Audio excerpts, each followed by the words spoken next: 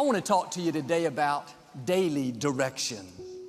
God said in Psalms that He will lead us down the best path for our lives.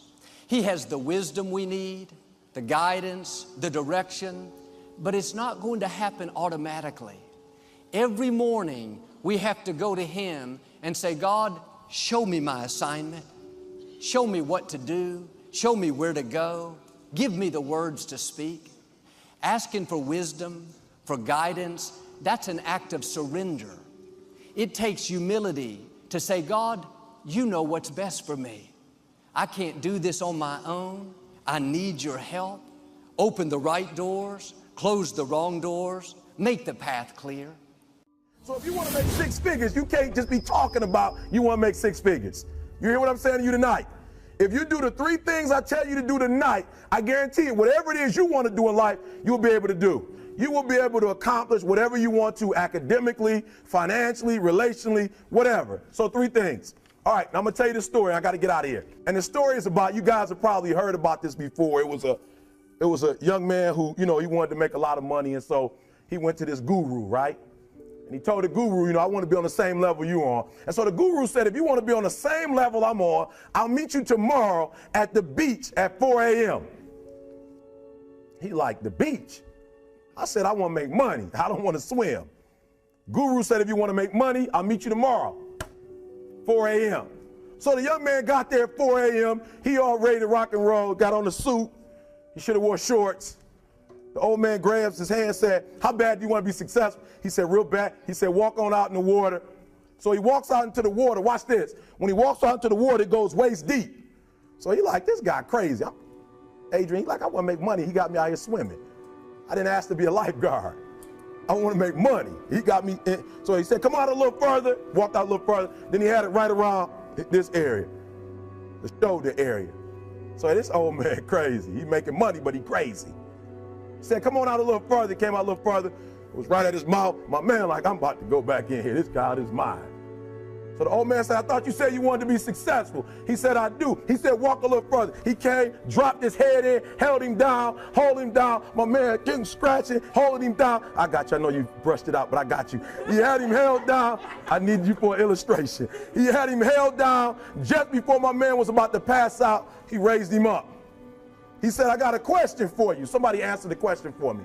He said, when you were underwater, what did you want to do? Lee, I'm looking for a different word though than lip. What's that word? He said, I wanted to breathe. He told the guy, he said, when you want to succeed as bad as you want to breathe, then you'll be successful. One of the things I have realized, and many of us have, that if you want something out of life, if you want to change yourself, if you want to acquire something, if there's some goal that you want to reach, that is really not easy as some people will make us feel. That living your dream, changing your behaviors, overcoming negative habits, it's challenging. It's hard. That living alone is just very difficult. And once we begin to come to grips with the fact that living is difficult, life is very challenging. I heard a song once by a guy named Dimples called, If It Ain't One Thing, It's Another. I say to you, if it ain't one thing, it's 12 others. Always something. You will never, ever have a problem-free moment in life. Somebody said, and I like this, that you either in a problem or just left one or headed toward one. Anybody found that to be so? Raise your hand if you know what I'm talking about. I mean, there's always something. So how do we begin to nurture that hunger? What are the characteristics or the qualities of people that are hungry? What will it take for me to get some of the things that I want? And being hungry for those things. Number one, you've got to work on yourself. It's very important that you engage in an ongoing process to develop you. Spend more time on yourself than what you've been spending. It's very important. You owe that to yourself. I was reading a book by Marino called The University of Success. Read one line, gave me a chill. I didn't have to read anything else in the book. He said, many of us never realize our greatness because we become sidetracked by secondary activity. We spread ourselves too thin, don't know how to say no.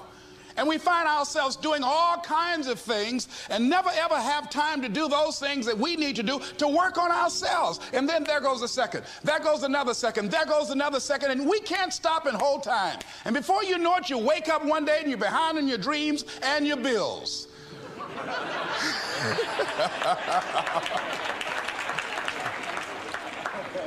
So decide that you're going to take some time to work on you, that you deserve that from yourself, that your life deserves some prime time, because you are creating your own production. As Michael Todd would say, you are the star of your show, you are the director, you're writing the script, and you will determine whether your life is a smash office hit or flop. You determine that. Working on yourself, talking to yourself, that's so very important.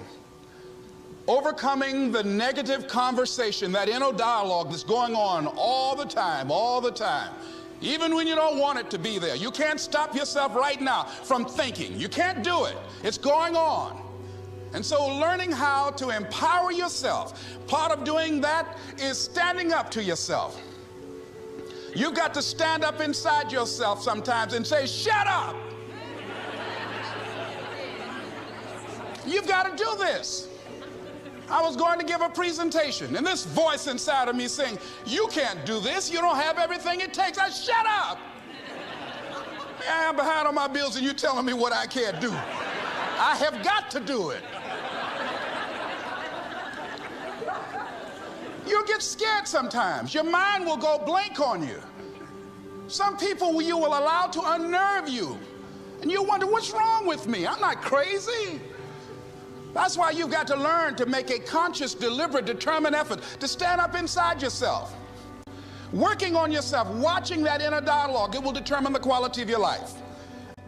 Every morning, we have to go to Him and say, God, show me my assignment.